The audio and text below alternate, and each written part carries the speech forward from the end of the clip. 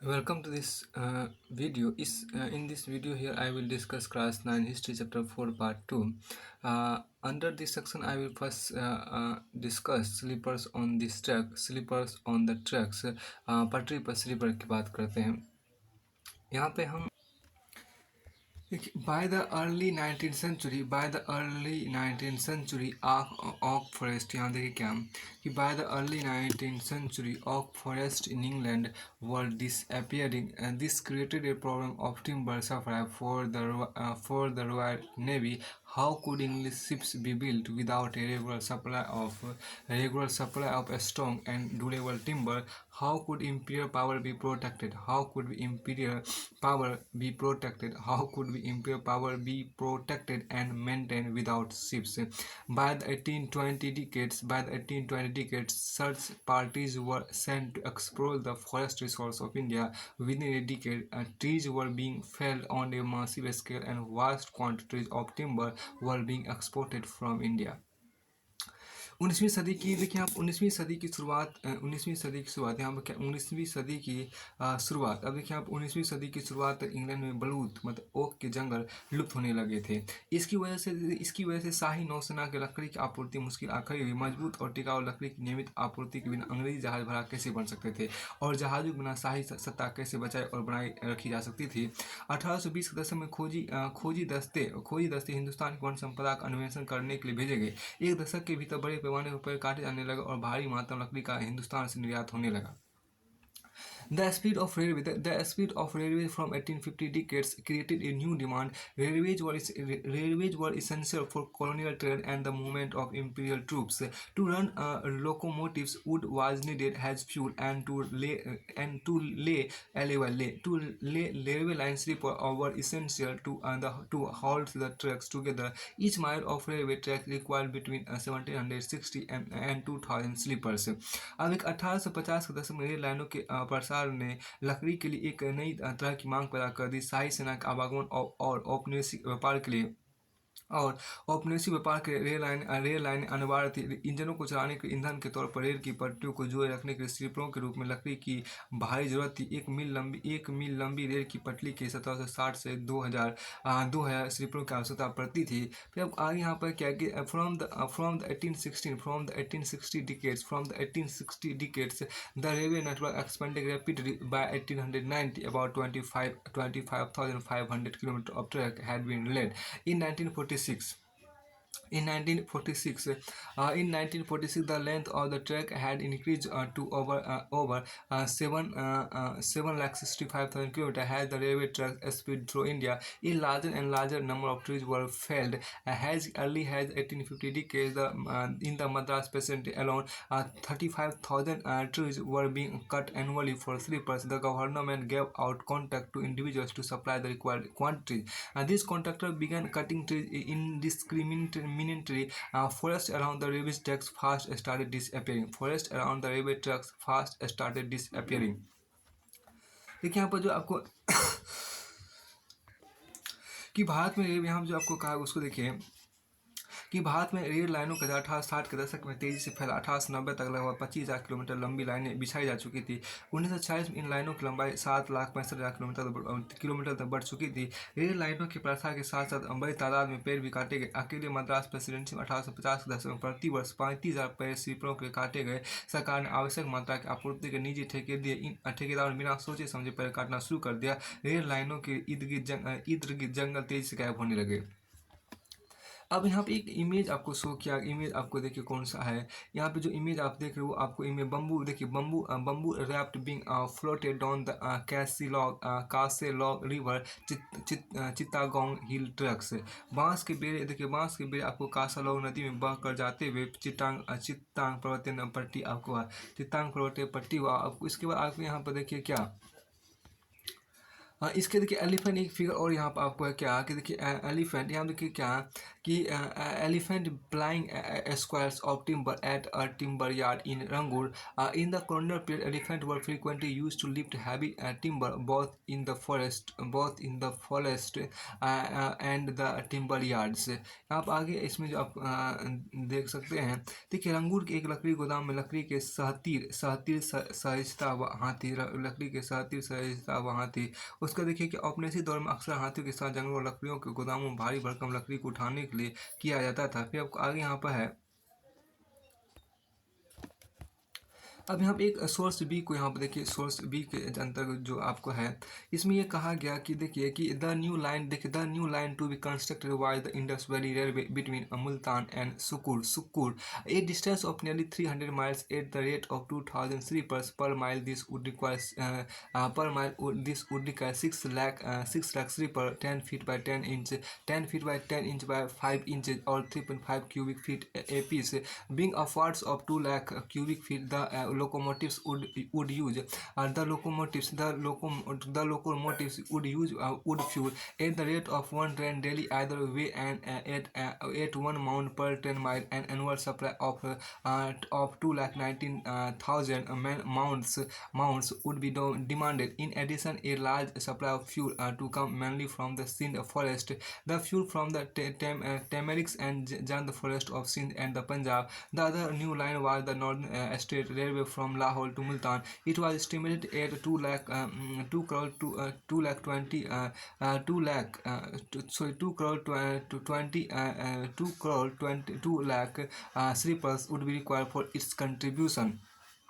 देखिए मुल्तान और सुकुर के बीच इंडेक्स वैली एंड रेलवे के नाम से लगभग 300 मील लंबी एक नई लाइन बनाई जानी थी 2080 पर प्रति मील की दर से। इसके लिए 10 फुट इंटू 10 फुट गुना 10 इंच गुना 5 इंच यानी 3.5 घन फुट प्रति इकाई के 6 लाख के आपको 6 लाख स्लीपर की ज़रूरत होगी या कि 2 लाख क्यूबिक फीट से ऊपर लकड़ी की। इन जंगलों को देखिए इन इंजनों को ईंधन की लकड़ी चाहिए दोनों तरफ प्रतिदिन एक ट्रेन एवं एक मन प्रति ट्रेन मिल के हिसाब से सालाना 2,19,000 मन की जरूरत होगी। इसके अलावा ईंटों के लिए भी भारी मात्रा ईंधन की जरूरत होगी।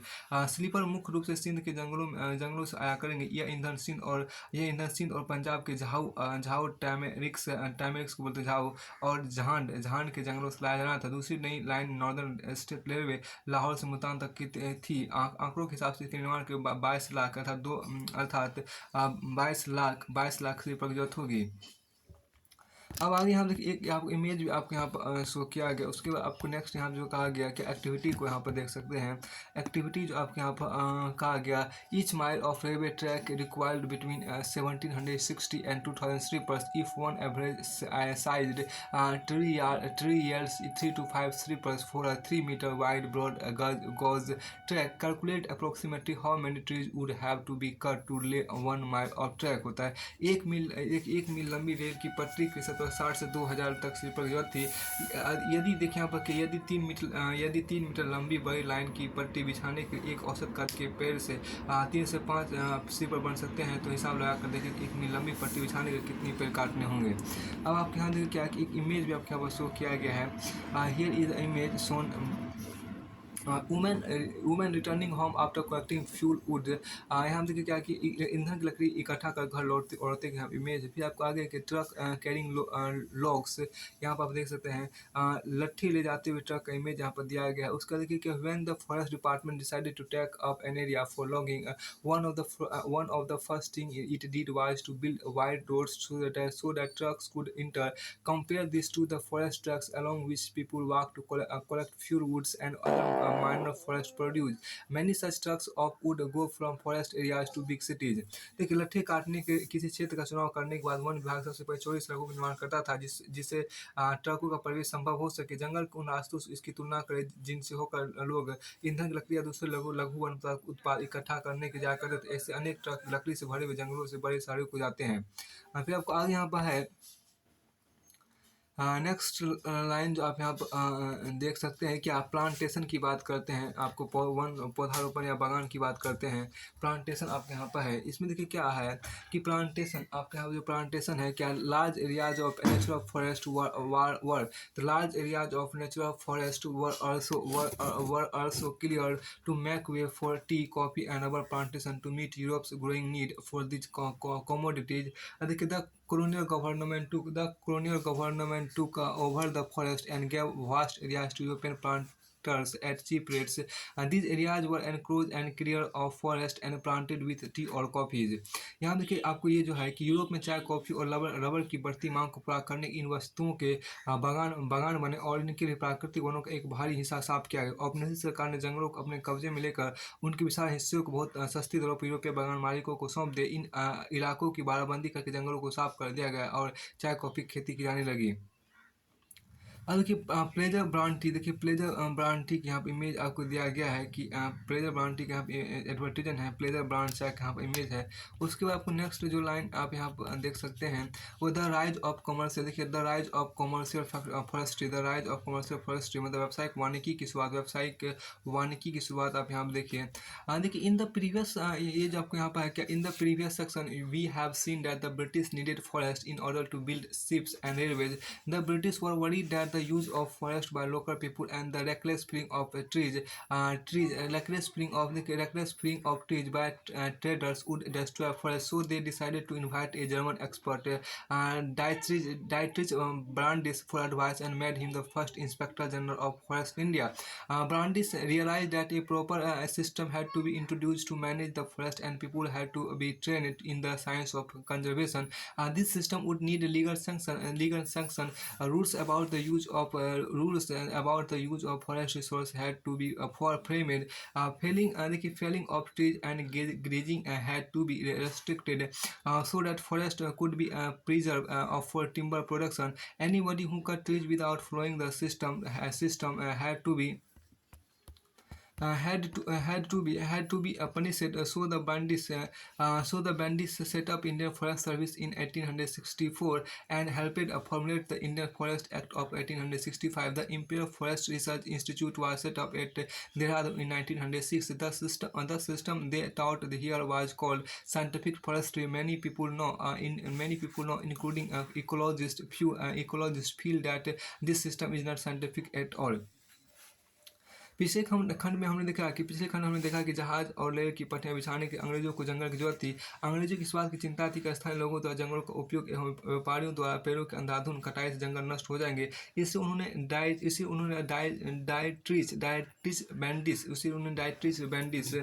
डाइट्रिच बेंडिस नामक जर्मन विशेषज्ञ को इस विषय पर मशवरे के लिए बुलाया और उसे देश का पहला वन महानिदेशक नियुक्त किया। बेंटिस ने महसूस किया कि लोगों को संरक्षण विज्ञान में प्रशिक्षित करना और जंगलों के प्रबंधन के लिए एक व्यवस्थित तंत्र विकसित करना होगा। इसके लिए कानूनी मंजूरी की जरूरत पड़ेगी। वन संपदा के उपयोग के संबंधी नियम तय करने होंगे। पेड़ों की कटाई पेड़ों की कटाई और देखिए पेड़ों की कटाई यहाँ क्या, पेड़ों की कटाई और पशुओं को चराने जैसी गतिविधियां पर पाबंदी लगाकर जंगलों को लकड़ी उत्पादन के लिए आरक्षित किया जा सके। इस तंत्र की अवमानना करके पेड़ काटने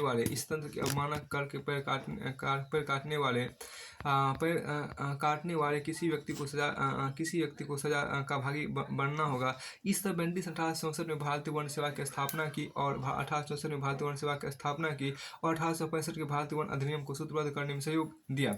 इंपीरियल फॉरेस्ट रिसर्च इंस्टीट्यूट, देखिए इंपीरियल फॉरेस्ट रिसर्च इंस्टीट्यूट की स्थापना 1906 में देहरादून में हुई। यहाँ जिस पद्धति की शिक्षा दी जाती थी उसे वैज्ञानिक वानिकी साइंटिफिक फॉरेस्ट्री कहा गया। लेकिन आज पारिस्थितिकी विशेषज्ञ से ज़्यादातर लोग मानते हैं कि यह पद्धति कतई वैज्ञानिक नहीं थी।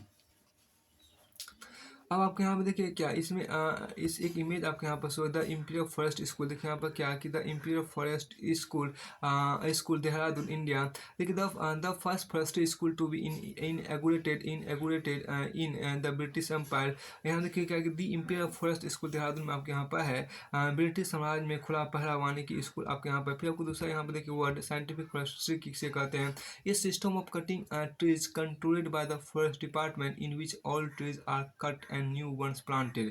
तो यहाँ पे क्या कि वैज्ञानिक वानिकी क्या कहते हैं, वन विभाग द्वारा पेड़ों की कटाई जिसमें पुराने पेड़ काट कर उनकी जगह नए पेड़ लगाए जाते हैं, तो उसी को हम आपको साइंटिफिक फॉरेस्ट्री कहते हैं। फिर आपको आगे यहाँ पर जो दिया गया उसको यहाँ पर देखिए। देखिए यहाँ पे एक खास जो आपको है क्या, in scientific forest natural forest which had lost of different types of trees were cut down in there. देखिए यहाँ क्या, in their place one type of trees was planted in straight rows, this is called a plantation. For the plantation देखिए, forest officer surveyed the forest, estimate the area under different types of trees and made working plans for forest management. They plan how much they plan how much of the plantation area to cut every year. The area cut was them to be replanted so that it was ready to be cut again in some years।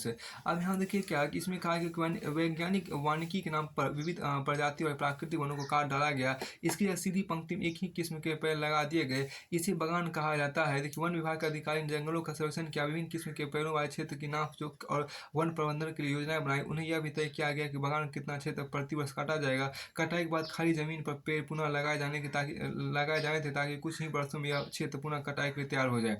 फिर आपको आगे देखिए, after the forest act was enacted in 1865, it was amended twice, once in 1878 and then in 1927।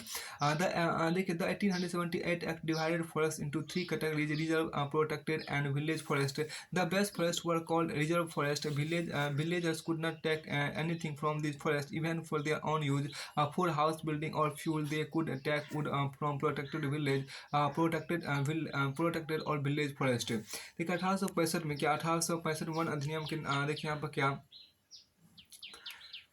यहाँ पे क्या देखिए 1865 यहाँ पर क्या देखिए 1865 वन अधिनियम लागू। 1865 आपको वन अधिनियम 1865 आपको वन अधिनियम 1865 आपको वन अधिनियम के लागू होने के बाद इसमें दो बार संशोधन किए गए, पहले 1878 में और फिर 1927 में। 1878 वाले अधिनियम में जंगलों को 3 श्रेणियों में बांटा गया: आरक्षित, सुरक्षित एवं ग्रामीण। सबसे अच्छे जंगलों को आरक्षित वन कहा गया। गाँव वाले देखिए, गाँव वाले इन जंगलों से अपने उपयोग के कुछ भी नहीं ले सकते थे, वे घर बनाने या ईंधन के लिए केवल सुरक्षित या ग्रामीण वनों से ही लकड़ी ले सकते थे। अब आगे यहाँ पर देखिए क्या, आगे यहाँ पर कहा गया, यहाँ पे एक खास बात देखिए, यहाँ पे एक आपको एक इमेज है कि ए देवदार प्लांटेशन इन कांगड़ा 1933। 1933 देखिए, फ्रॉम इंडियन फॉरेस्ट रिकॉर्ड्स। देखिए इंडियन फॉरेस्ट रिकॉर्ड कांगड़ा का एक देवदार बागान 1933 के यहाँ पर रिपोर्ट है। फिर उसके बाद देखिए यहाँ पर क्या, इसमें इमेज आपको फिगर 9 भी आपको यहाँ पर शो किया, उसमें आप देखिए क्या, देखिए one Astley of A manage popular forest in Tuscany, Italy. देखिए यहाँ पर क्या, इटली स्थित टस्कनी पॉपुलर के जंगल का एक व्यवस्थित गलियारा। देखिए यहाँ पर popular forest are good mainly for timber, they are not use for leaves, fruit और other product. Look at the straight lines of the trees all of uniform height, this is the model that scientific forestry has promoted। देखिए popular के जंगल मुख्यतः लकड़ी के लिए महत्व रखते थे, पत्तों, फलों और या दूसरे उत्पाद के लिए उपयोगी नहीं है। एक समान लंबाई वाले और सिद्ध में लगे इन पेड़ों को देखिए, यही वो मॉडल है जिसे वैज्ञानिक वानिकी ने प्रोत्साहित किया। अब यहाँ पे एक खास बात जो आप देख सकते हैं, एक्टिविटी देखिए, इफ़ यू वर, देखिए यहाँ पर क्या, if you were the government of India in 1862 and responsible for supplying the railway with sleepers and fuel on such a large scale, what were the steps you would have taken. अब यहाँ देखिए क्या कि 1862 में आप सरकार की बागडोर आपके हाथ में होती और आप पर इतने व्यापक पैमाने पर रेलों के लिए स्लीपर और ईंधन आपूर्ति की जिम्मेदारी होती, तो आप इसके लिए कौन कौन से कदम उठाते। अब एक खास जो आपको देखिए ये तो हो गया। उसके बाद आगे यहाँ पर जो कहा गया, how were the lives of people affected, how were the lives of people affected. इसमें देखिए क्या कि लोगों का जीवन आपको लोगों का जीवन जो आपको कैसे प्रभावित हुआ। देखिए लोगों का जो जीवन है वो आपको लोगों का जो जीवन है वो आपको कैसे प्रभावित हुआ। तो यहाँ देखिए, how were the people how were the lives of people affected, लोगों का जीवन कैसे प्रभावित हुआ। देखिए foresters and villagers had very different ideas of what a good forest should look like. Villagers wanted forest with a mixture of species to satisfy different needs, fuel, fodder, leaves। The forest department on the other hand wanted trees with which were suitable for building, which were suitable for building, which were suitable for building and ships or railway. The needed, देखिए यहाँ पर क्या कि देखिए they needed trees that could provide hard work, that could provide hard work and were tall and straight. So particular species like teak and sar were promoted and others were cut. यहाँ देखिए क्या कि एक अच्छा जंगल कैसे होना चाहिए, इसके बारे में वनपाल और ग्रामीणों के विचार बहुत अलग थे।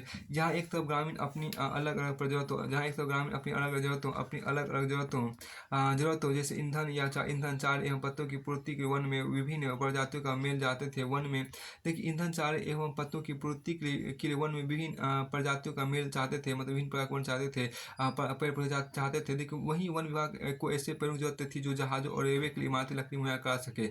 ऐसी लकड़ियों को जो सख्त, लंबा और सीधा हो, इसलिए सागौन और साल जैसी प्रजातियों को प्रोत्साहित किया गया और दूसरी किस्में काट डाली गई। आगे हम देखिए यहाँ पे एक खास बात जो कहते हैं, देखिए in forest areas people use forest products. यहाँ देखिए क्या इसमें जो देखिए in forest areas people use forest products, roots, leaves, fruits and tubers. देखिए for many things fruits and tubers are nutritious to eat, especially during the monsoon before the harvest has come in.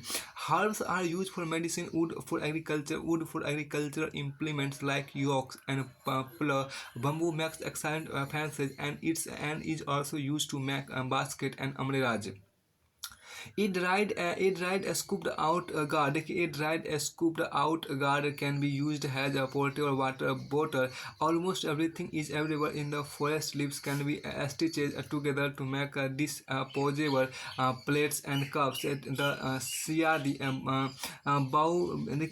बाउविनिया बाउविनिया यहाँ पे क्या कि सियादी मतलब बाउविनिया आपको कुछ कहा गया।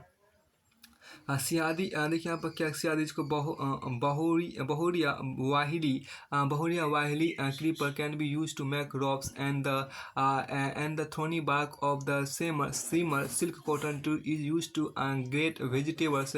Oil for cooking and to light lamps can be pressed from the fruit of mahua tree. देखिए यहाँ पर क्या है कि वन इलाकों में लोग कंद मूल फल पत्ते आदि वन उत्पाद का विभिन्न जरूरतों के लिए उपयोग करते थे। फल और कंद अत्यंत पोषक खाद है, विशेषकर मानसून के दौरान जब फसल कटकर घर न आई हो। दवाओं के लिए जड़ी बूटियों का इस्तेमाल होता था। लकड़ी का प्रयोग हल जैसे खेती के औजार बनाने में किया जाता था। बांस से बेहतरीन बाड़ी बनाई जा सकती है और इसका उपयोग छत्ती या टोकनी बनाने के लिए भी किया जा सकता है। सूखे हुए कुम्हरे या खोल का प्रयोग पानी की बोतल के रूप में किया जा सकता है। जंगलों में लगभग सब कुछ उपलब्ध है। पत्तों को जोड़ कर काओ फेंको किस्म के पत्थर और दोने बनाए जा सकते हैं। सियादी देखिए बहुरिया वाहिली की लताओं से रस्सी बनाई जा सकती है। सेमूर सूती रेशम की कांटेदार झाड़ पर सब्जियां छीली जा सकती है। महुए के पेड़ से खाना पकाने और रोशनी के लिए तेल निकाला जा सकता है। अब आगे यहाँ पर आपको है क्या नेक्स्ट लाइन आपके यहाँ पर द फॉरेस्ट, देखिए यहाँ पर क्या कि the forest act meant severe hardship for village across the country. After the act on the everyday practice cutting would for their houses, grazing their cattle, collecting fruits and roots, hunting and fishing became illegal. People were now forced to steal wood from the forest, and if they were caught, they were at the mercy of the forest guard, who would take bribes from them. Women who collected fuel woods were especially worried. It was also common for police constable and forest guard to harass people by demanding free food from them. अब आगे यहाँ पर देखिए क्या है कि one इलाकों में तो यहाँ पे एक खास बात एक ये था कि जो जैसे यहाँ पर क्या कि जैसे ईंधन चारे एवं वनों की एक यहाँ देखिए क्या वन इलाकों में लोग कंद मूल फल पत्ते आदि वन उत्पाद का विभिन्न जरूरतों का उपयोग करती है। फल और कंद अत्यंत पोषक खाद है, विशेषकर मानसून दौरान जब फसल कट कर घर न आई हो। दवाओं के जड़ी बूटियों का इस्तेमाल होता हो। लकड़ी का प्रयोग हल जैसे खेती के लिए औजार बनाने में किया जाता है। बांस से बेहतरीन बाड़ी बनाई जा सकती है। फिर देखिए इसका उपयोग छत्ती तथा टोकरी बनाने के लिए भी किया जा सकता है। देखिए यहाँ पे और इसका उपयोग छत्ती टोकरी बनाने के लिए सूखे हुए कुम्हरे के खोल का प्रयोग पानी की बोतल के रूप में किया जा सकता है। जंगलों में लगभग सब कुछ उपलब्ध है। पत्तों को जोड़ कर खाओ फेंको किस्म के पत्थर और दान दोने बनाए जा सकते हैं। सियादी बहुरिया वाहिली वाहिली की लताओं से रस्सी बनाए जा सकते हैं। और सेमूर सूती रेशम की कांटेदार छाल पर सब्जियां छिड़ी जा सकती है। महुए के पेड़ से खाना पकाने और रोशनी के तेल निकाला जा सकता है। अब एक यहाँ पर जो इमेज आपको देखिए एक एक्टिविटी आपको शो किया, उस एक्टिविटी को भी आप देखिए। इसके बाद यहाँ पर जो आपको है एक्टिविटी आपको यहाँ पर है ये इसमें आपको ये देखिए, इसमें जो आपको एक्टिविटी आपको शो किया गया उसको यहाँ देखिए। देखिए यहाँ पर क्या collecting mahua indica from the देखिए फ्रॉम द फॉरेस्ट, क्या जंगलों से महुआ इंडिका बिनना। अब देखिए villagers wake up before dawn and go to the forest to collect the mahua flowers which have fallen on the forest floor. Mahua देखिए क्या कि mahua trees are precious, mahua flowers can be eaten और use to make alcohol, the seeds can be use to make oil. देखिए क्या कि यहाँ पर आपको गाँव वाले उजाला होने से पहले उठकर जमीन पर गिरे हुए महुआ के फूलों को बीनने के लिए जंगल चले गए। देखिए महुआ के पेड़ बेशकीमती है, महुआ के फूल खाए भी जा सकते हैं और इनका इस्तेमाल शराब बनाने के लिए भी किया जा सकता है। इसके बीजों से तेल भी बनाया जाता है। तो जंगलों से महुआ बीनना, महुआ को वैज्ञानिक नामों को महू का इंडिका बोलते हैं। फिर आपको आगे यहाँ पे एक इमेज आपको दिया गया है। देखिए ड्राइंग तेंदू लिव्स है। The sale of tendu leaves is a major source of income for many people living in forest. Each bundle contains approximately 50 leaves, and if a person works very hard, they can perhaps collect as many as 100 bundles in a day. Women, children, and old men are the main collectors. इसमें देखिए यहाँ पर जो आपको कहा गया कि इसमें देखिए क्या कि सूखते हुए तेंदुए पत्ते का इमेज यहाँ पर दिया गया। इसमें ये क्या कि जंगलों में रहने वाले बहुत सारे लोगों के लिए तेंदू के पत्तों की बिक्री आय का एक प्रमुख साधन है। प्रत्येक बंडल में 50 पत्ते होते हैं। एक व्यक्ति कठिन परिश्रम करके एक दिन में ज़्यादा से ज़्यादा 100 बंडल इकट्ठा कर सकता है। बच्चे, महिला और वृद्ध ही मुख्यतः पत्ते इकट्ठे करते हैं।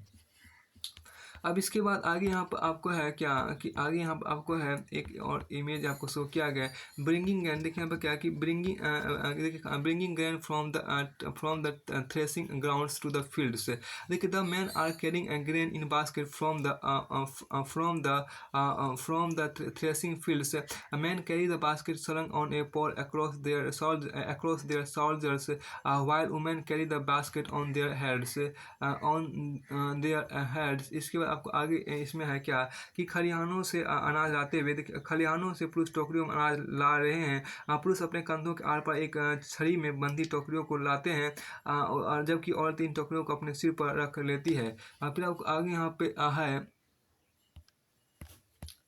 एक्टिविटी के बाद देखिए यहाँ पर कहा गया कि एक्टिविटी आपके यहाँ पर देखिए children living around the forest areas can often identify hundreds of species of trees and plants. How many species of trees you can name. देखिए वन प्रदेश में रहने वाले बच्चे पेड़ पौधे के सैकड़ों प्रजातियों के नाम बता सकते हैं। आप पेड़ पौधे की कितनी प्रजातियों के नाम जानते हैं। फिर उसके बाद आगे यहाँ पर जो है देखिए फिगर 15 की बात यहाँ पर आपको की गई है। देखिए taungya cultivation was a system in which local farmers were allowed to cultivate temporary within a plantation. In this photo taken in Thavedi division in Burma in 1921, the cultivators are sowing paddy.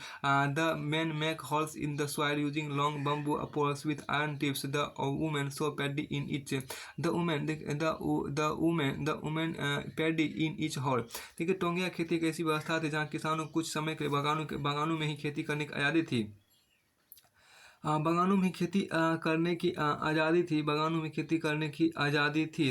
देखिए यहाँ पर कि जहाँ किसान कुछ समय के बागानों में खेती करने की आज़ादी थी। 1921 में बर्मा के थावरी डिवीजन से लिए इस चित्र में किसान धान बो रहे हैं। लोहे के छोर वाले लंबे बांसों की सहायता से पुरुष धरती में छेद बनाते हैं। औरतें प्रत्येक छेद में धान बोती हैं।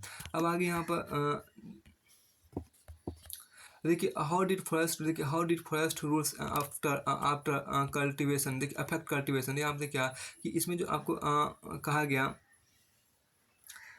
देखिए यहाँ पे जो कहा गया कि हाउ डिड फॉरेस्ट रूल्स, देखिए how did forest rules affect cultivation, how did forest rule affect cultivation. देखिए क्या कि वनों के नियमन से खेती कैसे प्रभावित, वनों के नियमन से खेती कैसे प्रभावित हुई, वनों के नियमन से खेती आपको कैसे प्रभावित हुआ।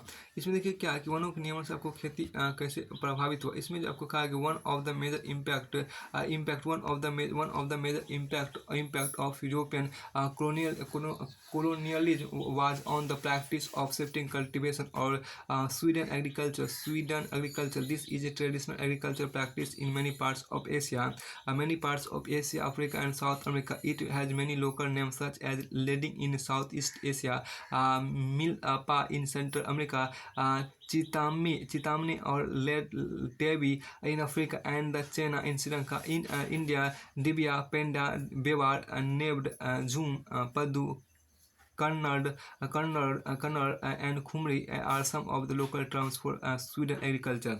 यूरोपीय उपनिवेशवाद का सबसे गहरा प्रभाव झूम या घुमंतू खेती की प्रथा पर दिखाई पड़ता है।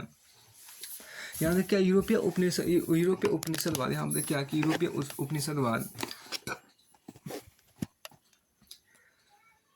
इसमें क्या कि यूरोपीय उपनिवेशवाद का सबसे गहरा प्रभाव झूम या घुमंतू खेती की प्रथा पर दिखाई पड़ता है।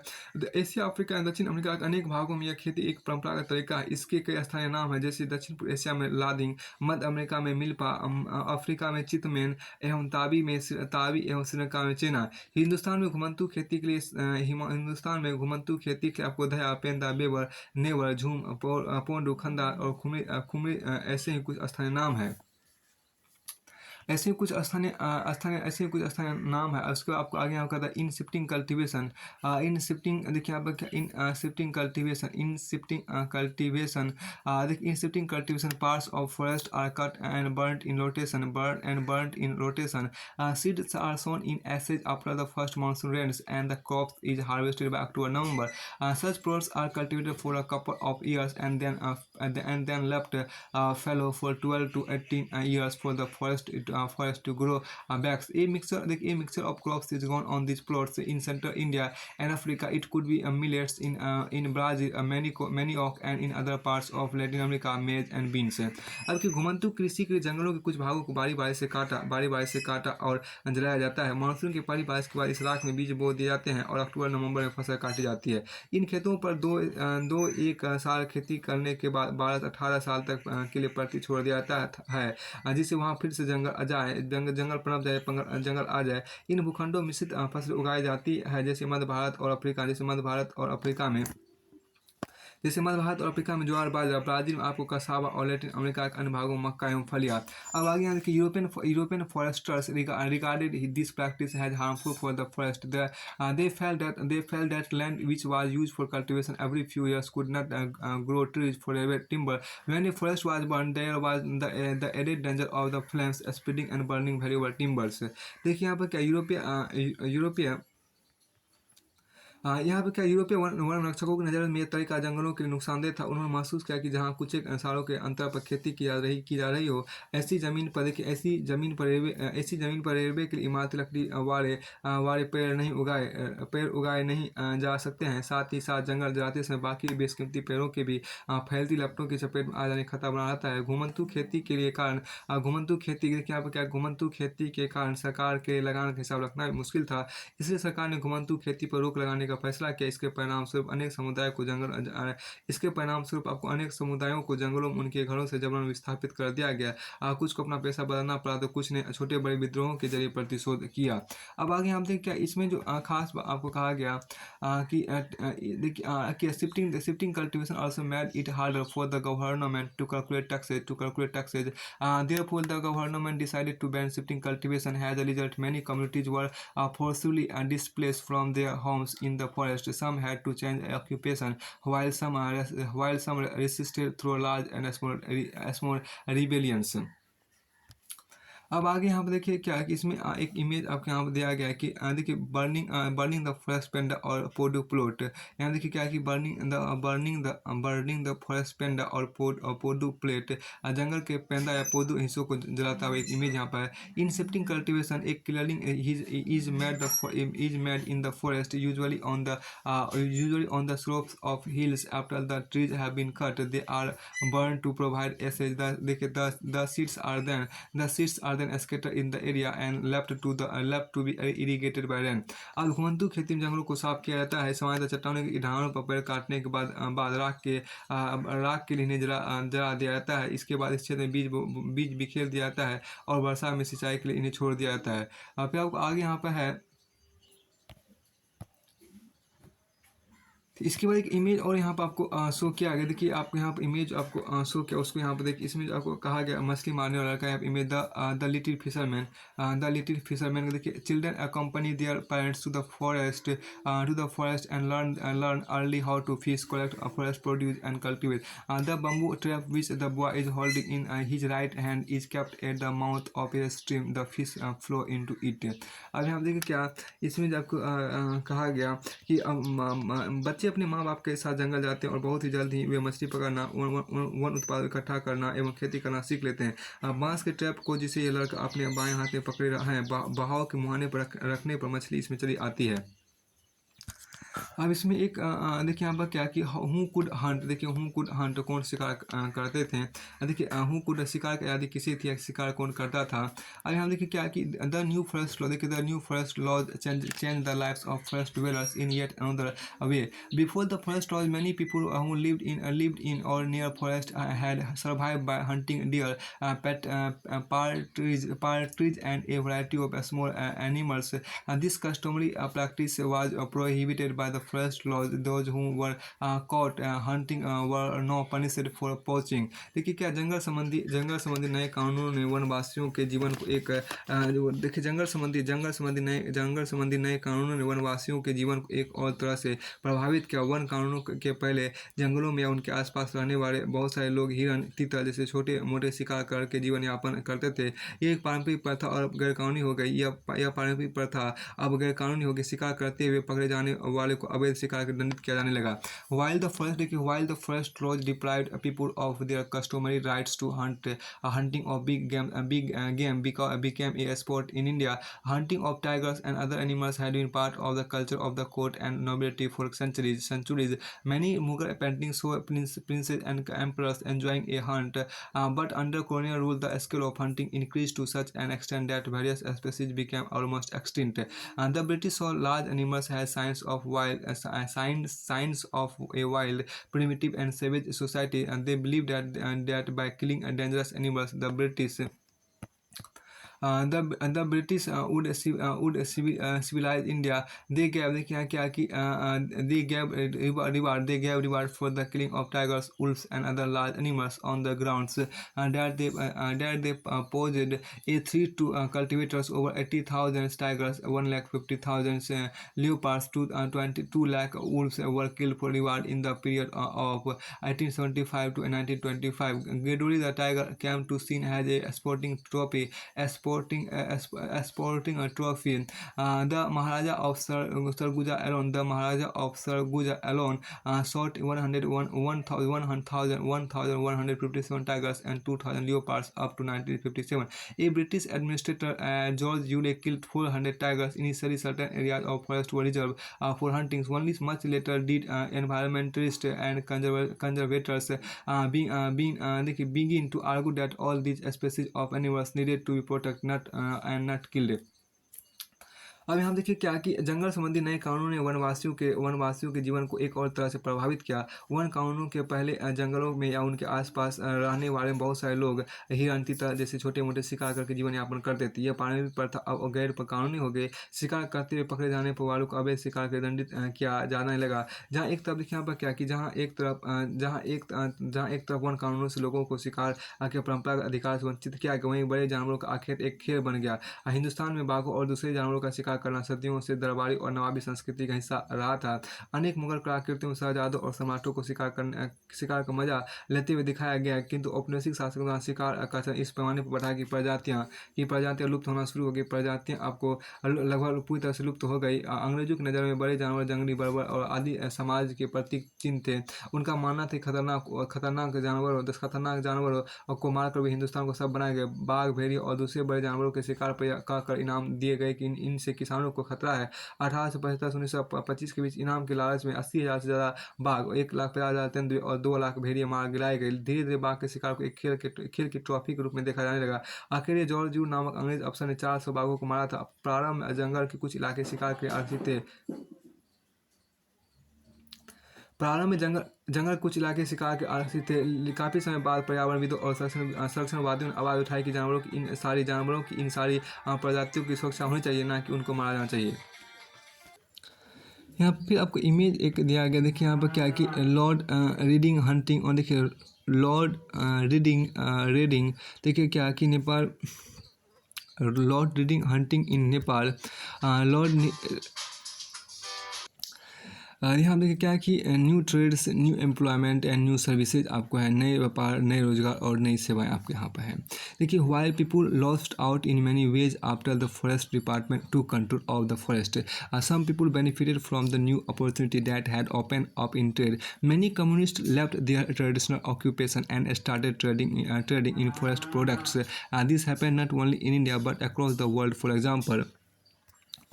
For example, with the growing demand for rubber in the mid 19th century, the Munduruku peoples of the Brazilian Amazon, who lived in villages on high ground and cultivated manioc, began to collect latex from wild rubber trees for supplying of traders. Gradually, they descended to live in trading posts and became completely dependent on traders. देखिए जंगलों पर, पहली बात यहाँ पर क्या, जंगलों पर वन विभाग का नियंत्रण स्थापित हो जाने से लोगों को कई तरह से नुकसान हुए, लेकिन कुछ लोगों को व्यापार के नए अवसर का लाभ भी मिला। कई समुदाय अपने परंपरागत पेशे छोड़कर वन उत्पादों का व्यापार करने लगे। महज हिंदुस्तान ही नहीं बल्कि दुनिया भर में कुछ ऐसा ही नज़ारा दिखता है। उदाहरण के लिए 19वीं सदी के में ऊंची जगहों पर रहकर मैनियोक उगाने वाले ब्राज़ीली अमेज़न के मुंदरुकु समुदाय के लोगों ने व्यापारियों को रबर की आपूर्ति के जंगली रबर के वृक्षों से लेटेक्स एकत्र करना प्रारंभ कर दिया।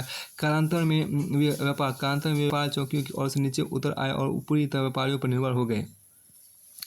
अब यहाँ पे इन द इंडिया, देखिए यहाँ पर क्या कि in India the trade in forest products was not new from the medieval period onwards. We have records of Adivasi communities trading elephants and other goods like hides, horse and silk, cocoons, ivory, bamboo, species, fibres, grasses, gums and resins through nomadic communities like the Banjaras.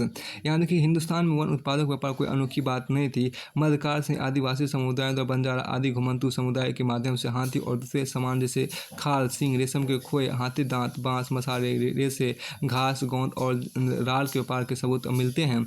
अब आगे देखिए क्या कि with the coming of the British, however, trade was completely regulated by the government.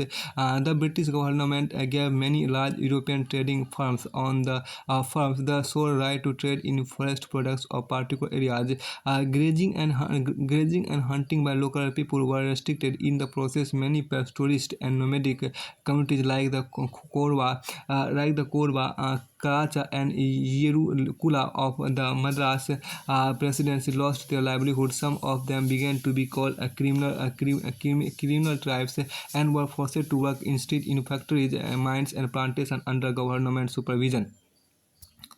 इसमें देखिए क्या कि लेकिन अंग्रेज़ों के आने के बाद देखिए यहाँ देखिए क्या इन इंडिया हिंदुस्तान वन उत्पादों का व्यापार कोई अनोखी बात नहीं थी। मध्यकाल से ही आदिवासी समुदाय द्वारा बंजारा आदि घुमंतू समुदायों के माध्यम से हाथी और दूसरे सामान जैसे खाल, सिंग, रेशम के खोए, हाथी दांत, बांस, मसाले, रेशम, घास, गोंद और राल के व्यापार के सबूत मिलते हैं। लेकिन अंग्रेज़ों के आने के बाद व्यापार पूरी तरह सरकारी नियंत्रण में चला गया। ब्रिटिश सरकार ने कई बड़ी यूरोपीय व्यापारी कंपनियों को विशेष इलाकों में वन उत्पादों के व्यापार की इजाज़ेदारी सौंप दी। स्थानीय लोगों द्वारा शिकार करने और पशु को चराने पर बंदिशें लगा दी गई। इस प्रक्रिया में मद्रास प्रेसिडेंसी के कोरबा, कराचा एवं येरुकु राज्य से अनेक चरवाहे और घुमंतू समुदाय अपनी जीविका से हाथ धो बैठे। इनमें से कुछ को अपराधी कबीले कहा जाने लगा और ये सरकार की निगरानी में फैक्ट्री, खदानों एवं बागानों में काम करने को मजबूर हो गए।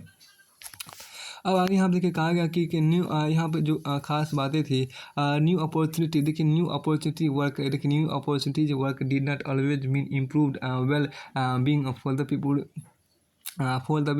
देखिए आप न्यू अपॉर्चुनिटी, देखिए यहाँ पर क्या, new opportunities of work did not always mean improved well being for the people in Assam. Both men and women from forest communities like Santhals and Oraons from Jharkhand and Gonds from Chhattisgarh were recruited to work on T plantation. Their wages were low and conditions of work were very bad. They could not return easily to their home village from where they had been recruited. अब देखिए काम करने अवसर का मतलब यह नहीं था कि उनकी जीवन स्थिति में हमेशा ही सुधार हुआ हो। असम के चाय बागानों में काम करने के लिए झारखंड के संथा और उड़ा एवं छत्तीसगढ़ के गौंड जैसे आदिवासी मर्द एवं औरतें दोनों की भर्ती की गई। उनकी मजदूरी बहुत कम थी और कार्य परिस्थिति उतनी ही खराब थी। उन्हें उनके गांव में से उठाकर भर्ती तो कर लिया गया था, लेकिन उनकी वापसी नहीं होती थी। अब देखिए इजाज़ेदारी का मतलब क्या, इजाज़ेदारी का मतलब होता है एकाधिकार। इजाज़ेदारी का मतलब क्या होता है, एकाधिकार। आपको इसका मतलब होता है, अब यहाँ पे एक आपको क्या, एक रबर एक्सट्रैक्शन इन द पुतुमायो। अब देखिए क्या कि पुतुमायो में रबर की निकासी की बात यहाँ पर की गई। देखिए everywhere in the world condition of work in plantation were very horrific. The extraction of rubber in the Putumayo region of the Amazon, देखिए by the Peruvian rubber company with British and Peruvian interest was dependent on the forced labor of the local Indians called Huitotas. From 1900 to 1912, the Putumayo output of 4,000 tons of rubber was associated with a decrease of some 30,000 among the Indian population due to a torture, the disease, and flight. A letter by an employee of a rubber company described how the rubber was collected. The manager summoned hundreds of Indians to the station. यहाँ देखिए क्या कि देखिए दुनिया भर में बागानों में काम की स्थितियाँ भयावह थी। अमेजन के पुटुमायो क्षेत्र में पेरुवियन रबर कंपनी ब्रिटिश एवं पेरुवियन साझे में द्वारा रबर की निकासी हुई तोतस कहे जाने वाले स्थानीय इंडियनों की बेगार पर निर्भर थी। 1900 से यहाँ पर क्या है कि 1900 से 1912 के बीच पुटुमायो में 4,000 टन रबर का उत्पादन हुआ और इसी दौरान आपको इंडियन आबादी नियंत्रण, रोगों और पलायन के चलते 30,000 की गिरावट आई। देखिए रबर कंपनी के एक वेतनभोगी ने वर्णन किया कि रबर का संग्रह कैसे किया जाता था। मैनेजर ने सैकड़ों इंडियनों को स्टेशन पर उपस्थित होने का निर्देश दिया। अब देखिए he grabs his carbine and machete and began the slaughters of the defenseless Indians, leaving the ground covered with 150 corpses, among them men, women and children bathed in blood and appealing for mercy. The survivors were heaped with the dead and burned to death, while the manager shouted, "I want to exterminate all the Indians who don't obey my orders about the rubber that I require them to bring in." ये बात यहाँ तक क्या कि उसने अपने carbene और छुरा पकड़ा और इन बेबस इंडियनों को कत्लेआम शुरू कर दिया। थोड़ी ही देर में बच्चे, महिला और पुरुषों की 150 लाशों से जमीन ढक गई। खून से नहाए हुए, दया की भीख मांगते हुए जिंदा बचे लोगों को मुर्दा के ढेर के साथ जला दिया गया। देखिए जला दिया गया और मैनेजर ने चिल्लाया, "मैं उन सभी इंडियनों को ख़त्म कर देना चाहता हूँ जो रबर लाने के लिए दिए गए मेरे आदेश को नहीं मानते हैं।" अब आगे यहाँ पर जो कहा गया, देखिए सोर्स डी की बात आपके यहाँ पर है।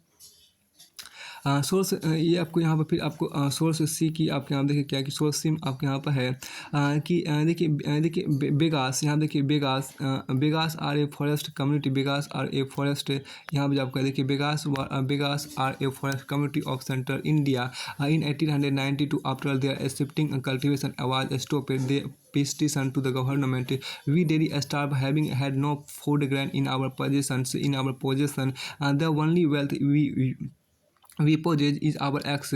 We have no clothes to cover our body with, but we pass cold nights by the fireside. We are not for want of food. I think we cannot go elsewhere. What fault have we done that the government does not take care of us?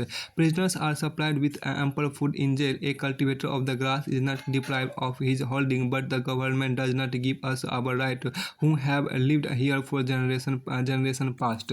ये बात आप यहाँ पे एक खास बात जो आपको यहाँ पर कही गई, देखिए बेगा मध्य भारत एक वन समुदाय है। वन समुदाय 1892 में जब उनकी घुमंतु खेती पर रोक लगा दी गई, तब उन्होंने सरकार को यह याचिका दी। हम रोज़ देखिए हम हर रोज़ हम फाका करते हैं क्या, क्योंकि देखिए हर रोज़ हम फाका करते हैं क्योंकि हमारे पास खाने का अनाज, मतलब उपवास करते हैं क्योंकि हमारे पास खाने का अनाज नहीं है। हमारे पास सिर्फ एक ही दौलत है, हमारे पास सिर्फ एक ही दौलत है, और वह है हमारी कुल्हाड़ी हमारे पास, और हमारे पास अपने तन ढकने के कपड़े नहीं हैं। अगर आप आग ताप कर हम ठंडी रातें गुजारते हैं, अब हम खाने के लिए मर रहे हैं, हम कहीं जा भी नहीं सकते। हमने ऐसी क्या गलती की है कि सरकार हमारी परवाह नहीं करती? कैदियों को जेलों में पर्याप्त भोजन दिया जाता है, घास उगाने वालों को भी उनकी ज़मीन से बेदखल नहीं किया जाता, लेकिन हम जो यहाँ कई पीढ़ियों से रहते आए हैं, हमें सरकार हमारा अधिकार नहीं देती। अब एक ख़ास जो आपको यहाँ पर थी एक ख़ास बात आपके यहाँ देखिए, रिबेलियन इन द फॉरेस्ट की बात आपको की गई है। रिबेलियन इन द फॉरेस्ट की बात आपके यहाँ पर की गई है। Rebellion in the forest, one विद्रोह की आपको बात जो आपको देखिए, वन विद्रोह जो आपको उसको यहाँ पर देखिए, एक इमेज यहाँ पर मैप आपको यहाँ पर है। देखिए बस्तर इन 2000, यहाँ देखिए एक जो खास देखिए यहाँ पर क्या कि बस्तर इन 2000 के यहाँ पर इमेज दिया है, उसको यहाँ पर देख लीजिए। In 1947, Bastar Kingdom was merged with Kanker Kingdom and become Bastar district in Madhya Pradesh. In 1998, it was divided again into three districts: Kankar, Bastar, and Dantewara. In 2001, and these became part of Chhattisgarh. The 1901 rebellion first started in the Kangar forest area and circle, and soon spread to other parts of the state. अब यहाँ पे एक जो बात कही गई उसमें देखिए क्या कि यहाँ इमेज देखिए 1927 में बस्तर रियासत को कांग के रियासत में मिला दिया गया, और यह पूरा क्षेत्र मध्य प्रदेश का बस्तर जिला बना, बना। 1998 में इस जिले को एक बार फिर कांकेर, बस्तर और दांतेवाड़ा जिलों में बांट दिया गया। 2000 में ये जिले छत्तीसगढ़ का हिस्सा बने। 1990 का विद्रोह कांकेर वन क्षेत्र आपको में से ही देखिए कांकेर वन क्षेत्र से ही शुरू हुआ था और जल्दी ही राज्य के अन्य क्षेत्रों में फैल गया था। यहाँ उस चीज़ का कि आप इमेज भी आपको शो किया गया है। उसके बाद आपको आगे यहाँ पर है क्या कि बस्तर में सेना का कैंप आपको लगा हुआ है। देखिए यहाँ पर क्या कि आर्मी कैंप इन बस्तर 1910। देखिए this photograph of army camp was taken in Bastar in 1910। In 1910 देखिए the army moved with tents, cooks and soldiers. Here a sipahi is guarding the camp against rebels. यहाँ देखिए क्या बस्तर में सेना कैंप यहाँ पर देखिए क्या कि एक बस्तर में सेना के एक कैंप का यह चित्र 1910 में लिया गया। सेना तंबू, बावर्ची और सिपाहियों के साथ चलती थी। यहाँ एक सिपाही विद्रोहियों से सुरक्षा लिए कैंप की पहरेदारी कर रहा है। फिर आपको आगे यहाँ पर दिया गया है द पीपुल ऑफ देखिए रिबेलियन इन द फॉरेस्ट की बात आपको करते हैं। रिबेलियन इन द फॉरेस्ट में आपको जो है उसको यहाँ पर देखिए रिबेलियन इन द फॉरेस्ट देखिए रिबेलियन इन द फॉरेस्ट जो है उसको यहाँ देखिए in many parts of India. देखिए in many parts of India and across the world, forest communities rebel against the changes that were being against the changes that were being imposed on them. The leaders of these movements against the British, like Sidhu and Kanu, in the Santhal Parganas, Birsa Munda of Chota Nagpur, or Alluri Sitaram Raju of Andhra Pradesh are still remembered today in songs and stories. We will not discuss in detail on one such rebellion which took place in the kingdom of Bastar in 1910.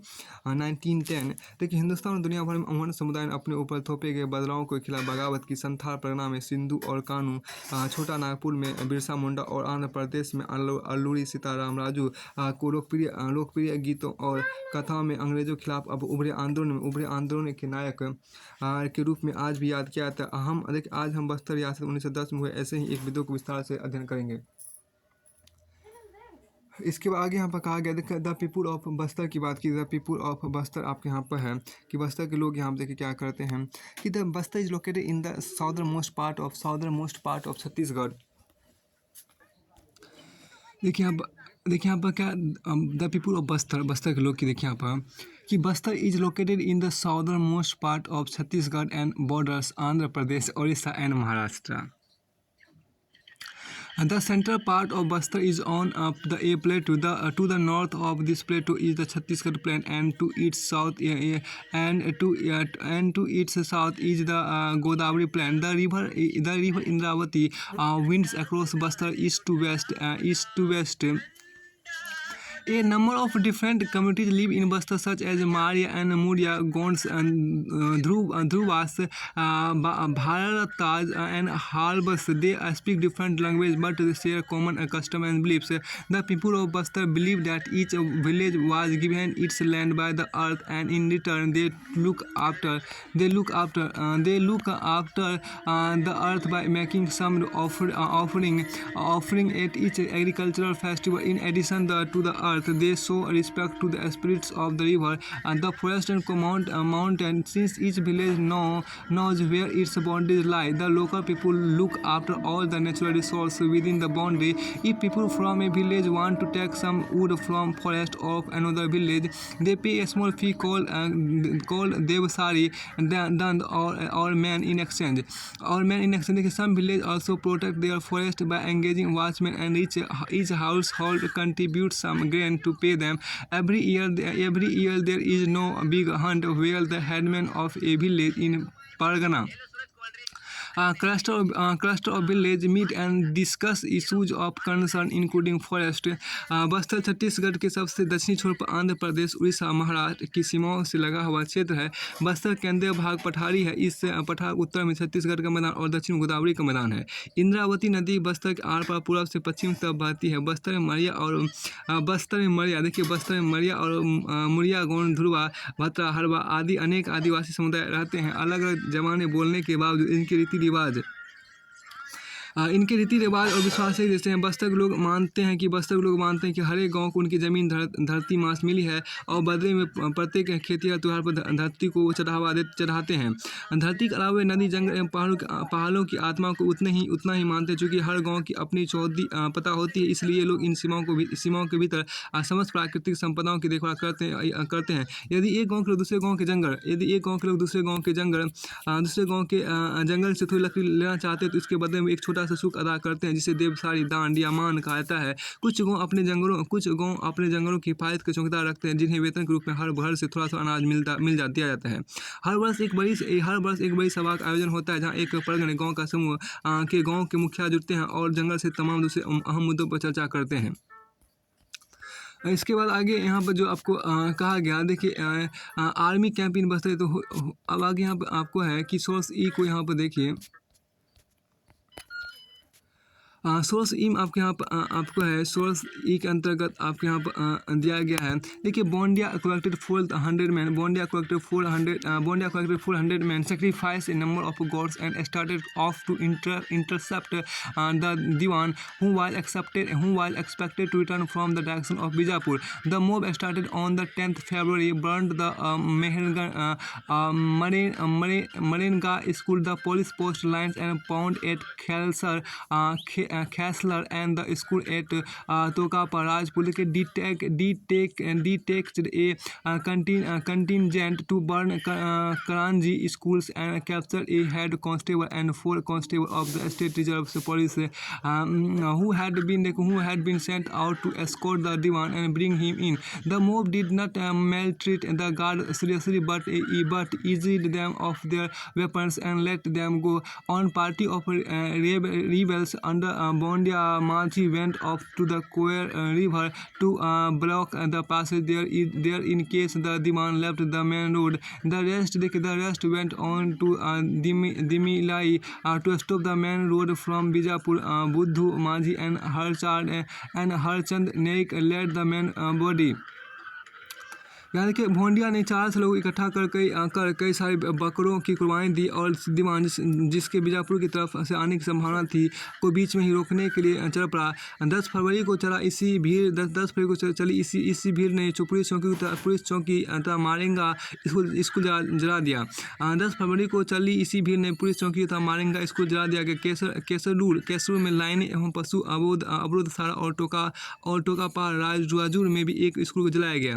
दीवान को सुरक्षित वापस लाने के लिए भेजे गए state reserve police के एक हेड कांस्टेबल और 4 कांस्टेबल बंधक बना लिया गया और एक दस्ता करंजी स्कूल जलाने के लिए छोड़ दिया गया। इस भीड़ ने गार्डों के साथ कोई बदसलूकी करने बजाय उनके हथियार उनसे छीन लिए और उन्हें छोड़ दिया गया। भोंडिया मांझी के नेतृत्व में बागियों के एक दल ने कोयर नदी का रास्ता लिया क्योंकि दीवान मुख्य सड़क छोड़कर इधर उधर से आ सकता था। बाकी लोग बीजापुर से आने वाले मुख्य सड़क को बंद करने के लिए दिल्ली मिल्ली चले गए।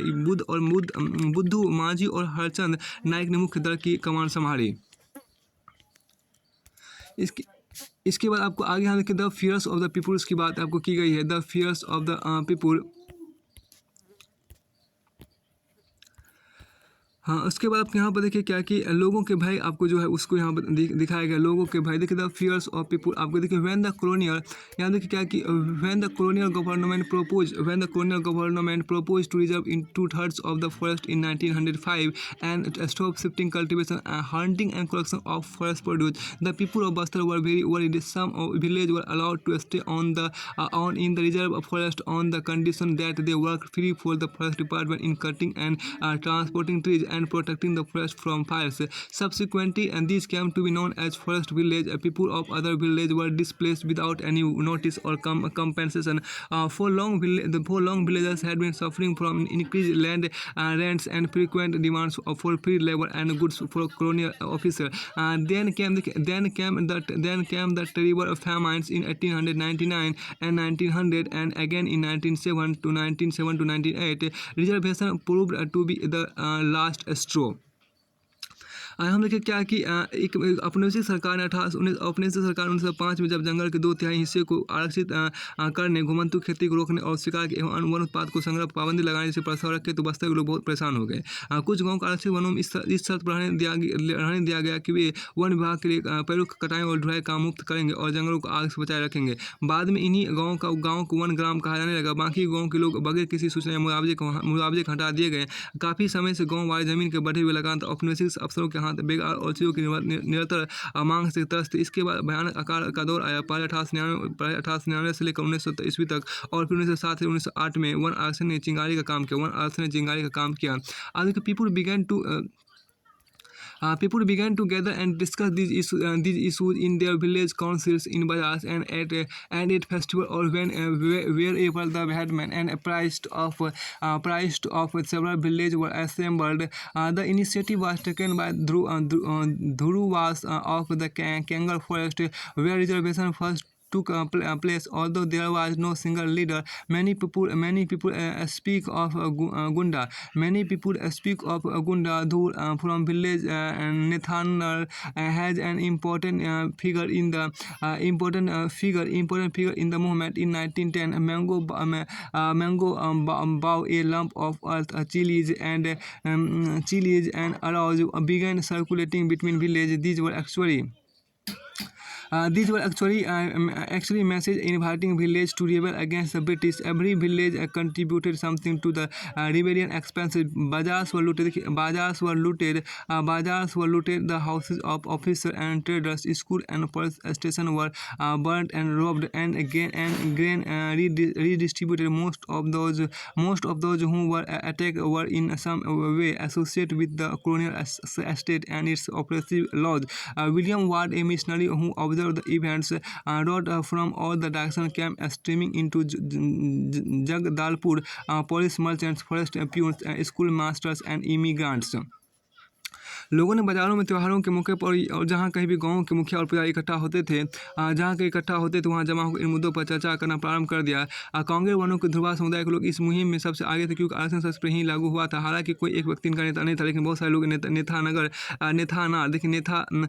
नेथानार यहाँ देखिए, लेकिन बहुत सारे लोग यहाँ पे क्या कि इसमें आपको इस चर्चा हालांकि नेथानार गांव के गुंडा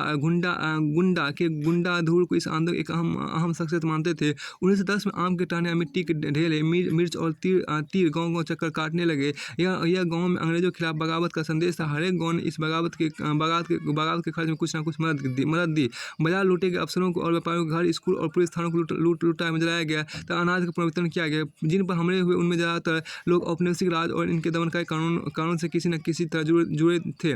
इन घटनाओं के एक चश्मदीद गवाह मिशनरी विलियम वार्ड ने लिखा, पुलिस वालों, व्यापारियों, जंगल के आदरलियों, स्कूल मास्टरों और प्रवासियों का हुजूम चारों तरफ से जगदलपुर में चला आ रहा था। अंग्रेजों ने बगावत को कुचलने के सैनिक भेजे। आदिवासी नेताओं से ने बातचीत करनी चाहिए, लेकिन अंग्रेज फौज ने उनके तंबू को घेर कर उन पर गोलियां चला दी। इसके बाद बगावत में शरीक लोगों पर कोई बरसाते और उन्हें सजा देते सैनिक गाँव को घूमने लगे। ज़्यादातर गाँव खाली हो गए क्योंकि लोग भागकर जंगलों में चले गए थे। अंग्रेज़ों को फिर से नियंत्रण पाने में 3 महीने फरवरी से मई लग गए। फिर वे गुंडा धूर को कभी नहीं पकड़ सके। विद्रोहियों की सबसे बड़ी जीत यह रही कि आरक्षण काम कुछ समय स्थगित कर दिया गया और आरक्षित क्षेत्र को भी 1910 से पहले की योजना से लगभग आधा कर दिया गया। अब आगे यहाँ पर एक इसके बाद आपको देखिए द ब्रिटिश सेंट ट्रूप्स, देखिए the British sent troops, the आशीर्वादी leaders tried to negotiate but the British surrounded their camps and fired upon them. After that they marched through the village flogging and punishing those who had taken part in the rebellion. Most villages were deserted as people fled into the jungles. It took 3 months, February to May, from the British to regain control. However, they never managed to capture Gunda Dhur. In a major victory for the rebels, work on reservation was temporarily suspended, and the area to be reserved was reduced to roughly half of that planned before 1910. The story of the forest and people of Bastar does not end there. After independence, the same practice of keeping people out of the forest and reserving them for industrial use continued in the 1970 decades. The World Bank proposed that 4,600 hectares of natural sal forest should be replaced by the tropical pine to provide pulp for the paper industry. It was only after protest by local environment that the project was stopped. Let us now go to another part of Asia, Indonesia, and see what was happening there over the same period. देखिए बस्तर के जंगलों और लोगों की कहानी यही खत्म नहीं होती। आज़ादी के बाद भी लोगों को जंगलों से बाहर रखने और जंगलों को औद्योगिक उपयोग के आरक्षित रखने की नीति कायम रही। 1970 के दशक में विश्व बैंक ने प्रस्ताव रखा कि कागज उद्योग को लुगदी उपलब्ध कराने के लिए 4,600 हेक्टेयर प्राकृतिक साल वनों की जगह देवदार के पेड़ लगाए जाएँ। लेकिन स्थानीय पर्यावरणविदों के विरोध के फलस्वरूप इस परियोजना को रोक दिया गया। आइए अब एशिया के एक और हिस्से इंडोनेशिया की तरफ चले, जरा देखिए इसी वक्त वहाँ क्या कुछ हो रहा था। एक यहाँ पर आपको सोर्स दिया गया है। यहाँ पर देखिए क्या कि एल्डर्स लिविंग, देखिए यहाँ पर क्या है कि elders living in Bastar recounted the story of this battle they had heard from their parents. Podigyam, यहाँ पर क्या है कि इसमें आपको देखिए बस्तर में रहने बुजुर्ग इस राय के बारे में जिसे उन्होंने अपने माता पिता सुना था, बताते हैं। तो क्या कि पोदग्यामी, आपके यहाँ पर क्या Podiyami Ganga of Kanakapal was told by his father Podiyami Tokli that the British came and started taking land. The Raja didn't pay attention to things happening around him. So seeing that land was being taken, his supporters gathered, people war started, his staunch supporters died and the rest were whipped. My father Podiami Tokri suffered many strokes, but he escaped and survived. It was a movement to get rid of the British. The British used to tie them to horses and pull them. From every village, 2 or 3 people went to Jagdalpur, Gorgi Deva, and Mikora of Chidapur, Dole and Adra Bundi of Markha Miras, Veda Pandu of Birares, Anga of Paren, and many others. अब देखिए on the people's side where the देखिए अब देखिए similarly Chandru, an elder from village Nendrasa said on the people's side were the big elders Milli Maduai of Param, Sokyal Durba of Nandresa, and Pandava Maji people from every Pargana's camp in Alnar Terai. The Paltan force sound the people in a palace. Gundadhur had flying powers and flew away, but what could those with balls and arrows do? The battle took place at night. The people hid in serves and crawled away. The army Paltan also ran away. All those who remained alive of the people somehow found their way. They somehow found their way home to their village. देखिए बस्तर में रहने वाले बुजुर्ग इस लड़ाई के बारे में जिसे उन्होंने अपने माता पिता से सुना था, बताते हैं कि कनकापाल पोदियामी गंगा कुंड के पिता पोदियामी तोकरी ने बताया था कि अंग्रेजों ने आकर ज़मीन लेनी शुरू कर दी। राजा को आसपास क्या हो रहा है इसकी परवाह न थी, इसलिए ज़मीन ली जा रही है। यह देख उसके समर्थकों ने लोगों को इकट्ठा किया। लड़ाई शुरू हुई, उसके कट्टर समर्थकों मारे गए और बाकियों पर कोड़े से मार पड़ी। मेरे पिता पोदियामी को तोकरी को भी कोड़े से पीटा गया, लेकिन वह भागने में कामयाब हुए और बच निकले। यह आंदोलन अंग्रेजों से छुटकारा पाने के लिए था। अंग्रेज उनको घोड़े से बांध कर घसीटा करते थे। हर एक गाँव से 2-4 लोग जगदलपुर गए। चिदपाल के गागी देवा और मिखोरा, माकी मिराज के दौर और अबराबुंदी, बारेराज का वादा पुंदी, पालम का उंगा और दूसरे ढेर सारे लोग। इसी तरह से नंदरासा के एक बुजुर्ग चंद्रू ने कहा कि लोगों की तरफ पूर्णिया थे, पालेम के मिल्ले मुदार, नंदरासा के स्वेकार ध्रुवा और पंडवा मांझी। हर परगना से लोग अलनार तराई इकट्ठा हुए। एक झटके में पलटन ने सबको घेर लिया। गुंडाधुर उड़ सकते थे इसलिए उड़ निकले, लेकिन तीर कमान वाले अब क्या करें। रात में लड़ाई होने लगी। लोग झाड़ियों में छिप कर पेट केवल भागे। फौज की पलटन भी भागी। जो लोग जिंदा बचे किसी तरह अपने गाँव घर पहुँचे। फिर आपको आगे यहाँ पर आपको है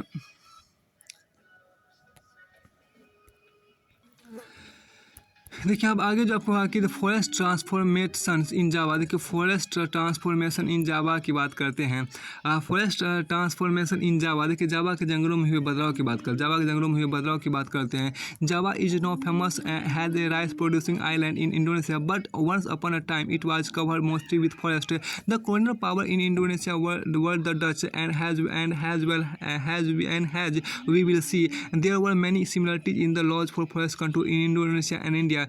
Java in Indonesia is where the Dutch started forest management. Like the British, they wanted timber from Java to build ships. In 1600, the population of Java was an estimated 3.4 million.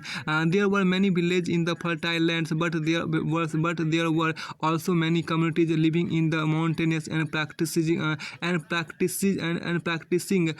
shifting cultivation.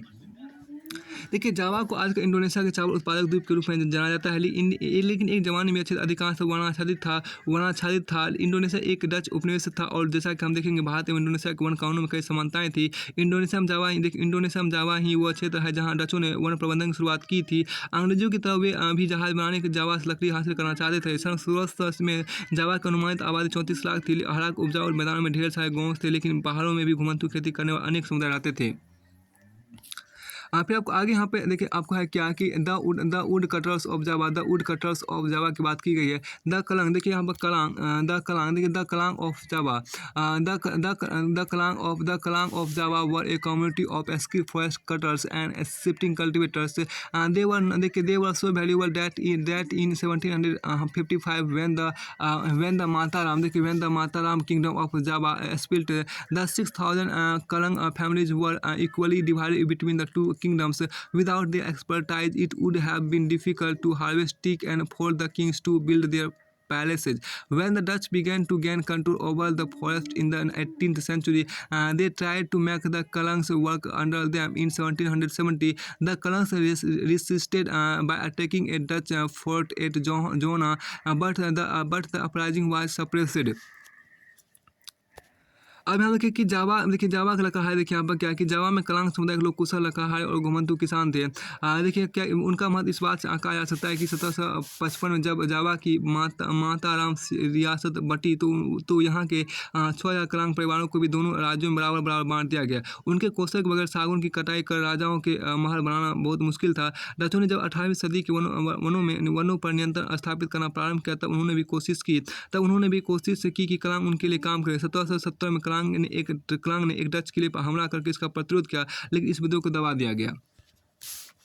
अब हम देखिए क्या है कि इसमें जो आपको कहा गया Dutch scientific forestry the train transporting teak out of the forest late colonial period. यहाँ देखिए क्या है कि जंगल से सागौन की लकड़ी ले जाती है मालगाड़ी, औपनिवेशिक शासन का अंतिम आपको यहाँ पर अंतिम दौर का यहाँ पे इमेज आपको है। फिर देखिए 19वीं सदी का देखिए यहाँ पर क्या है कि in the 19th century when it become देखिए डच साइंटिफिक फॉरेस्ट्री मतलब डच का वैज्ञानिक वानिकी यहाँ पर आपको दिखाया गया है। देखिए इन the 19th century when it became important to control territory and not just people, the Dutch enacted forest laws in Java restricting villagers' access to forest. No wood could only be cut for a specified purpose like making river boats or constructing houses, and only from a specific forest under close supervision. Villagers were punished for grazing cattle in young stands, transporting wood without a permit, or traveling on forest roads with horse carts or cattle. As in India, the need to manage forest for shipbuilding and railways led to the यहाँ पे क्या led to the introduction of a forest service in 1882 1882 देखिए 280,000 sleepers were exported from Java alone. However, all this required labor to cut the trees, transport the logs, and prepare the sleepers. The Dutch first imposed rent on lands being cultivated in the forest, and then exempted some village from these rents if they work collectively. To provide free labor and buffaloes for cutting and transporting timber. This was known as Blandong-Dinsten system. Blandong-Dinsten system. Later, instead of land exemption, forest villagers were given a small wage, but their right to cultivate forest land was restricted.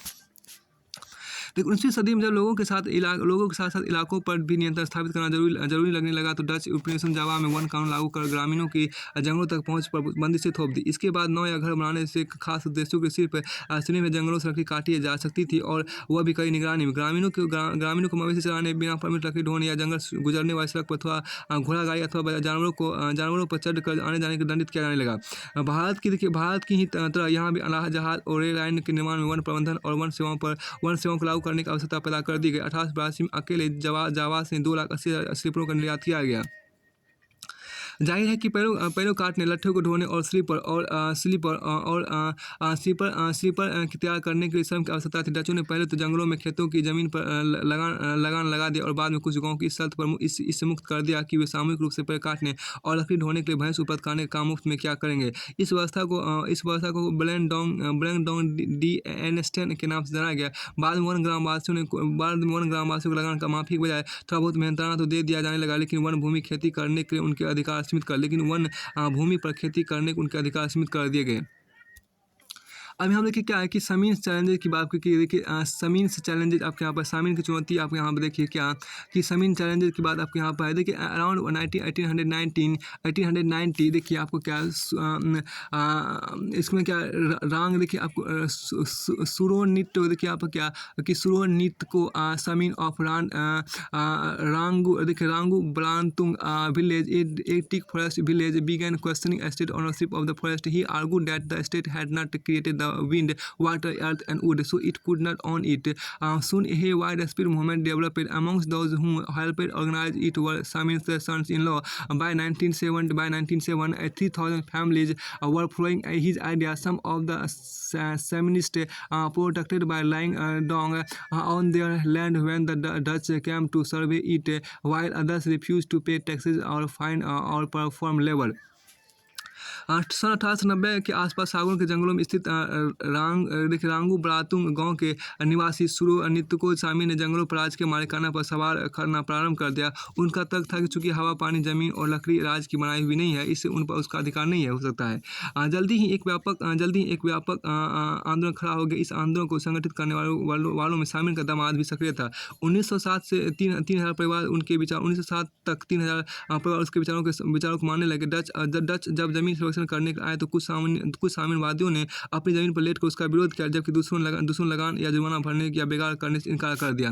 फिर आपको आगे यहाँ पर देखिए आगे आपके यहाँ पे इमेज है क्या कि फिगर देखिए most of the Indonesia forest are located in islands like Sumatra Kalimantan and west Irian however Java is where the Dutch began their scientific first the island which is now famous for rice production was once richly covered with thick। अब यहाँ देखिए क्या है कि Indonesia के ज़्यादातर जंगल Sumatra कालीमांता पश्चिम Iran में स्थित है, ईरानियन में स्थित है। जावा ही वह जगह है जहाँ डचों ने अपनी वैज्ञानिक वानिकी की शुरुआत की थी।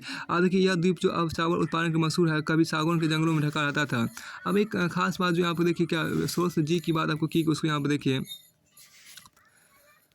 यहाँ पर सो देखिए डर्क देखिए यहाँ पर क्या कि यूनाइटेड यहाँ पर क्या कि Dirk van Hogendorp an officer of the United East India Company in colonial Java से देखिए बेटे हुए देखिए यहाँ पर क्या कि बटाविया देखिए Batavians we amazed here with wonder that here with wonder what I have no communicate our fleet are destroyed our trade languages our navigation is going to ruin. We purchase with immense treasure and timber and other materials for shipbuilding from the northern powers, and on Java we live war-like and mercantile squadrons with their roots in the ground. Yet, yes, the forest of Java they have timber enough to build a respectable navy in a short time. Besides, has many merchant ships has been required in spite of all the cutting. The forest of Java grow as fast as they are cut, and would be in exhaustive under good care and management. United East India company के एक अफसर डर्क वान हॉजेनड्रॉफ ने उपनिवेश कालीन जावा में कहा था कि बटाविया के लोग चौक पड़े, आश्चर्य से सुनो मुझे जो तुम्हें बताना है। हमारे बेड़े नष्ट हो चुके हैं, हमारा व्यापार मुरझा चुका है, हमारा नौकायान नष्ट होने वाला है। उत्तरी ताकतों से हम बेपनाह दौलत देकर जहाज़ों को बनाने की लकड़ी और दूसरी सामग्री खरीदते हैं, और जावा में हम सामरिक व्यापारिक संगठित दलों को जिनकी जड़ें इस धरती में धंसी है छोड़ते हैं। हाँ, जावा के जंगलों में एक सामंजस्य नौसेना के निर्माण को बहुत ही कम समय संभव करने के लिए पर्याप्त लकड़ी है। साथ ही जितनी जरूरत हो उतने व्यापारिक जहाज़ों को बनाने के लिए भी। इसके बावजूद जावा के जंगल उतनी ही तेज़ी से उगते हैं जितनी तेज़ी से उन्हें काटा जाता है। उचित प्रबंधन और अच्छी देखरेख के साथ ये स्रोत कभी खत्म नहीं होंगे। अब देखिए इसके बाद आपको नेक्स्ट यहाँ जो आपको कहा गया एक आपको इमेज भी आपको शो किया गया है। देखिए क्या कि most of Indonesia forest are located in island in like Sumatra Kalimantan and west Irian however Java is where the Dutch began their scientific forestry. The island which is no famous for the rice production was once richly covered with teak. अब हम देखिए क्या इसमें जो आपको कहा गया है कि इंडोनेशिया के ज़्यादातर जंगल सुमात्रा कालीमंतर एवं पश्चिम ईरानियन में स्थित है। देखिए जावा ही वह जगह है जहाँ डचों ने अपनी वैज्ञानिक वानिकी की शुरुआत की थी। देखिए यह द्वीप जो अब चावल उत्पादन के मशहूर है कभी सागौन के जंगलों में ढका रहता था। अब देखिए यहाँ पर क्या है कि युद्ध और विनाश की बात यहाँ की देखिए वार एंड डिफॉरेस्टेशन की बात आपको की गई है। वार एंड डिफॉरेस्टेशन की बात आपको यहाँ पर की गई है। इसमें देखिए इंडियन आपको क्या है कि देखिए Indian munitions board war timber sleepers pile at Sule Pagoda ready for shipment 1917। देखिए Indian munitions board Sule Pagoda पर एकत्रित जहाज़ों में लाने को तैयार वार टिम्बर स्लीपर 1917। देखिए the allies would not have been as successful in the First World War and the Second World War if they had not been able to exploit the resources and people of their colonies. Both the World War had a devastating effect on the forest in India, Indonesia and elsewhere. The forest department cut freely to satisfy war needs. पहाड़ी और दूसरे विश्व युद्ध में मित्र राष्ट्र शायद इतना सफल नहीं होते यदि वे अपने उपनिवेशों की संपदा और व्यक्तियों का ऐसा दोहन करने में सक्षम न होते। दोनों विश्व युद्ध का हिंदुस्तान इंडोनेशिया एवं दूसरी जगह के वनों पर विनाश के प्रभाव पड़ा। कार्य योजनाओं को स्थगित कर दिया गया और वन विभाग ने युद्ध की जरूरतों को पूरा करने के जमकर वृक्ष काटे हैं। अब आगे यहाँ देखिए क्या कि वार एंड डिफॉरेस्टेशन की बात आपको की। वार एंड डिफॉरेस्टेशन यहाँ पर देखिए the first world war and second world war, the war and deforestation युद्ध और वन विनाश की बात यहाँ पर देखिए।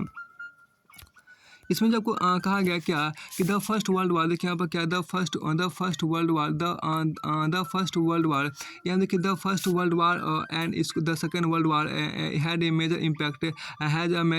Impact on forest in India. Working plans were abandoned at this time and the forest department cut trees freely to meet British war needs। यहाँ देखिए यहाँ पर क्या इन जावा just before the Japanese occupied the region the Dutch followed a scorched earth policy, destroying sawmills and burning huge piles of giant teak logs so that they would not fall into Japanese hands. The Japanese then exploited the forest recklessly for their own war industries, forcing forest villages to cut down forest. Many villages used this opportunity to expand cultivation in the forest. After the war, it was difficult for the Indonesian Forest Service to get this land back. As in India, people's need for agricultural land has brought them into conflict with the forest department's desire to control the land and exclude people from it.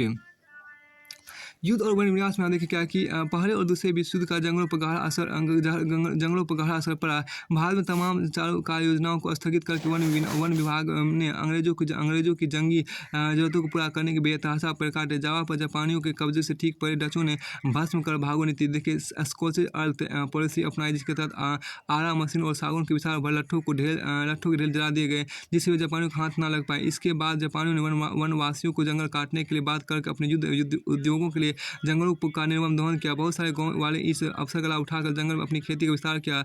जंग के बाद Indonesia one सेवा के इन जमीनों को वापस हासिल कर पाना कठिन था। हिंदुस्तान की तरह यहाँ भी खेती योग्य भूमि के प्रति लोगों की चाह और जमीन को नियंत्रित करने था। लोगों को उससे बाहर रखने की वन विभाग की जिद के बीच टकराव पैदा हुआ। अब यहाँ देखिए क्या न्यू डेवलपमेंट इन फॉरेस्ट्री की बात किया। देखिए न्यू डेवलपमेंट इन फॉरेस्ट्री क्या वानिकी में नए बदलाव के। आप देखिए since 1980 decades government across Asia and Africa have begun to see that scientific forestry and the policy of keeping forest communities away from forest has resulted in many conflicts. Conservation of forest rather than collecting timber has become a more important goal. The government has recognized that in order to meet this goal, the people who live देखिए the people who live near the forest must be involved in many cases across India, from Mizoram to Kerala. Dense forests have survived only because village protected them in sacred groups known as Saranas. Devra Kuru, Kanra, etc. Some villages have been patrolling their own forest, with each household taking it in turns instead of leaving it to the forest guards. Local forest communities and environmentalists today are thinking of different forms of forest management.